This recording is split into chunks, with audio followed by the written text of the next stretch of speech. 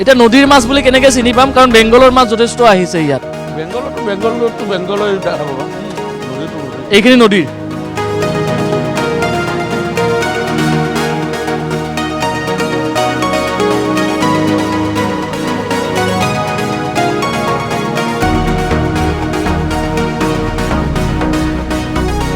আজি যেহেতু উৰুকা গতিকে উৰুকা বুলি ক'লে আচলতে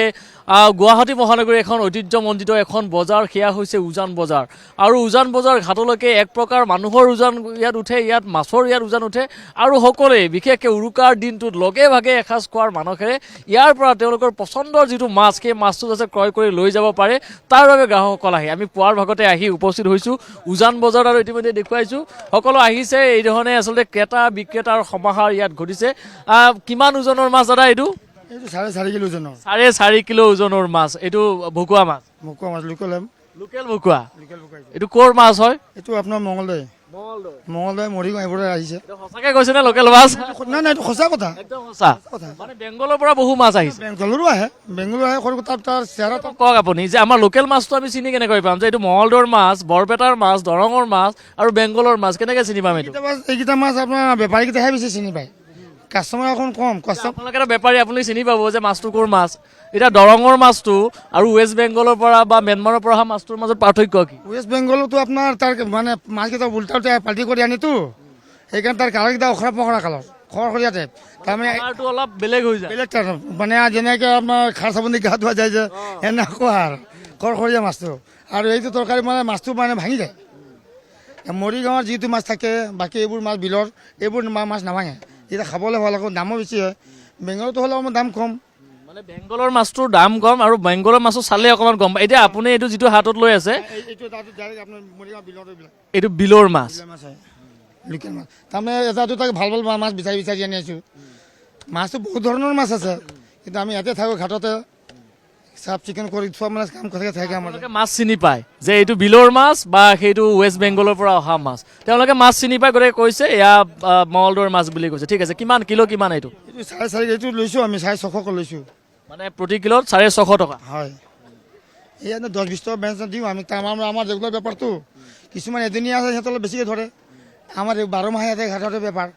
সেইকাৰণে অলপ চিনাকি কাষ্টমাৰ 10-20 টকা 50 টকাতে আজি দিনত 50 টকা 60 টকা ল'ব লাগিব ঠিক আছে বিহুৰ শুভেচ্ছা জনাইছোঁ ভালে থাকক বিহুৰ শুভেচ্ছা দাদা শুভেচ্ছা জনাইছোঁ আজি উৰুকা কি ক'ব কেনেকুৱা আজি ভাল ভাল কেনেকুৱা বেপাৰ কেনেকুৱা চলি আছে এতিয়া বেপাৰটো এতিয়া আৰম্ভ হোৱা নাই এতিয়া আৰম্ভ হ'ব ঠিক আছে এই ধৰণে আৰম্ভ হ'ব বুলি কৈছে আৰু উজান বজাৰ ঘাটৰ পৰা আমি সেই পৰিৱেশটো দেখুৱাইছোঁ আৰু উৰুকাৰ পুৱাই আচলতে ক্ৰেতা বিক্ৰেতাৰ সমাহাৰ ঘটিছে আৰু সকলোতকৈ মন পচন্দৰ যিটো মাছ তেওঁলোকে ক্ৰয় কৰাৰ বাবে উজান বজাৰ ঘাটলৈ আহিছে আৰু উজান বজাৰ ঘাট বুলি ক'লে এটা ইয়াৰ ঐতিহ্য আছে আৰু সেই ধৰণেই মহানগৰীৰ বিভিন্ন প্ৰান্তৰ পৰা লোকসকল আহে পুৱাৰ ভাগতে আমি দেখিবলৈ পাইছোঁ বিভিন্ন লোকসকল তেওঁলোকে আহিছে পৰিয়ালৰ সৈতে আহি তেওঁলোকে অকণমান বিহুৰ শুভেচ্ছা জনাইছোঁ দেই আপোনালৈ থাকিলে মাছ ক্ৰয় কৰা হ'ল নে নাই হ'ল মাছ ক্ৰয় কৰিলে এইটো চিতল মাছ ল'লো মাছৰ দাম অকণমান বেছি হৈছে এইবাৰ এইবাৰ বহুত বেছি একদম থাকক ঠিক আছে আৰু ৰাতিপুৱাৰ ভাগতে পৰিয়ালৰ সৈতে তেওঁলোকে মাছ ক্ৰয় কৰিবলৈ আহিছে উজান বজাৰ ঘাটলৈ আৰু এই ধৰণে দেখুৱাইছোঁ যে থলুৱা যিখিনি মাছ সেই থলুৱা মাছখিনিও আমি ইতিমধ্যে দেখুৱাইছোঁ কিন্তু এটা কথা এইখিনিতে কৈছোঁ যে অসমত ক'ৰবাত নহয় ক'ৰবাত সেই মীন পালকসকলে অসমৰ মাছৰ আচলতে যিটো উৎপাদন সেই উৎপাদন সিমানখিনি কৰিব পৰা নাই যাৰ বাবে ক'ৰবাত নহয় ক'ৰবাত যথেষ্ট ইতিমধ্যে অসুবিধা হৈছে কাৰণ বহিঃৰাজ্যৰ যিসকল আচলতে মৎস্য ব্যৱসায়ী আছে তেওঁলোক যথেষ্ট উপকৃত হৈছে যিহেতু অসমৰ সেই মাছে চাহিদা পূৰণ কৰিব পৰা নাই দাদা মাছটো ক'ৰ মাছ এইখিনি নদীৰ মাছ এতিয়া নদীৰ মাছ বুলি কেনেকৈ চিনি পাম কাৰণ বেংগলৰ মাছ যথেষ্ট আহিছে ইয়াত বেংগলতো বেংগলৰ দেখা পাবা নদীটো নদী এইখিনি নদীৰ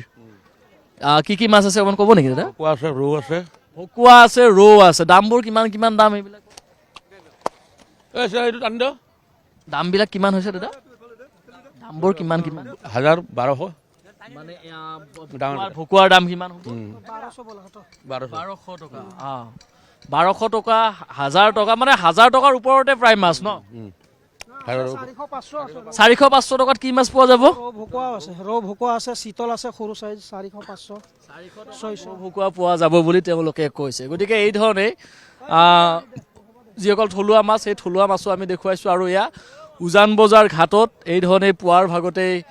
লোকসকল আহিছে তেওঁলোকে মন পচন্দৰ যিটো তেওঁলোকৰ মাছ সেই মাছটো ক্ৰয় কৰিবলৈ আহিছে যিসকল লোক আহিছে দাদা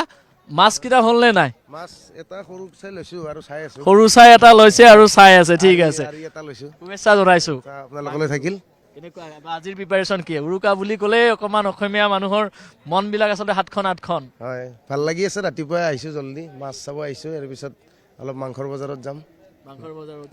যাব লাগিব ইয়াৰ পৰা আৰম্ভ হৈছে গতিকে ৰাতিৰ কাৰণে আখলৰ কাৰণে সকলো সাজু সাজু হৈ আছে ঠিক আছে হয় আহক অকণমান আপোনাৰ ওচৰতে কথা পাতো মাঘ বিহুৰ শুভেচ্ছা জনাইছোঁ আপোনালোককো শুভেচ্ছা জনালোঁ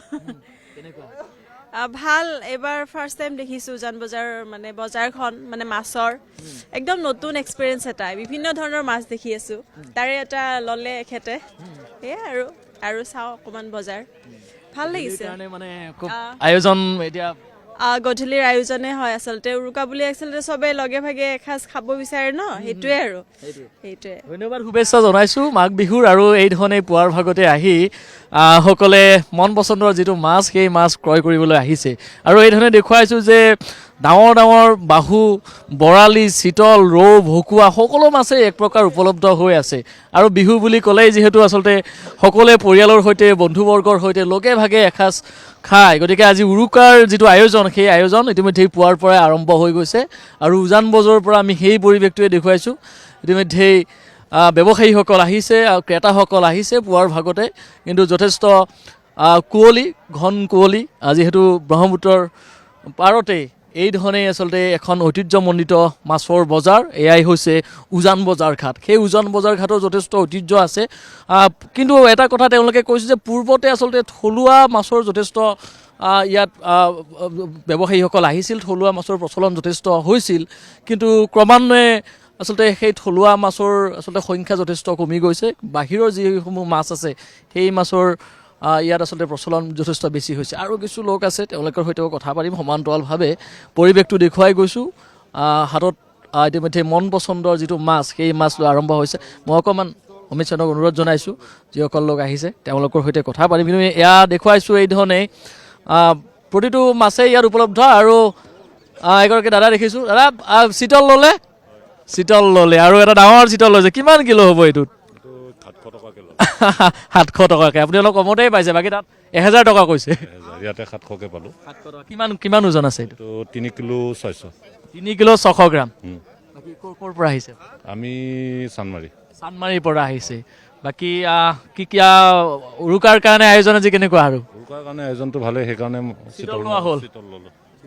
হয় ঠিক আছে আৰু এই ধৰণে এটা চিতল তেওঁ লৈছে 3.5 কিলোৰ এটা চিতল কেনেকুৱা দাদা উৰুকাৰ শুভেচ্ছা জনাইলোঁ মাঘ বিহুৰ শুভেচ্ছা জনালোঁ ভাল ঠিক আছে আৰু এয়া ৰাতিপুৱা 4টা বজাতে আহিছোঁ বজাৰ চাবৰ কাৰণে ৰাতিপুৱাই আহিছে মাছৰ বজাৰলৈ আৰু এয়া উজান বজাৰত মাছৰ উজান উঠিছে এক প্ৰকাৰ এই ধৰণে গতিকে আমি আৰু কিছু লোক আছে পৰিৱেশটো সমান্তৰালভাৱে দৰ্শকসকলক দেখুৱাই থাকিবলৈ চেষ্টা কৰিছোঁ উজান বজাৰৰ পৰা আৰু উজান বজাৰত এই ধৰণে পুৱাৰ পৰাই কিন্তু যথেষ্ট লোকৰ সমাগম হৈছে ক্ৰেতা বিক্ৰেতাৰ যথেষ্ট ভিৰ আৰু সময় যিমানেই বাগৰি যাব সিমানেই ইয়াত ক্ৰেতাসকল আহিব আৰু তেওঁলোকৰ মন পচন্দৰ যিটো মাছ লৈ যাব আৰু এটা মাছ দেখিছোঁ অকণমান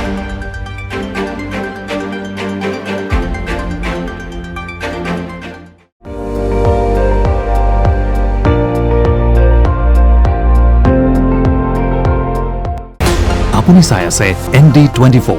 সৰ্বশ্ৰেষ্ঠ নহয় সৰ্বোত্তমৰ দৌৰা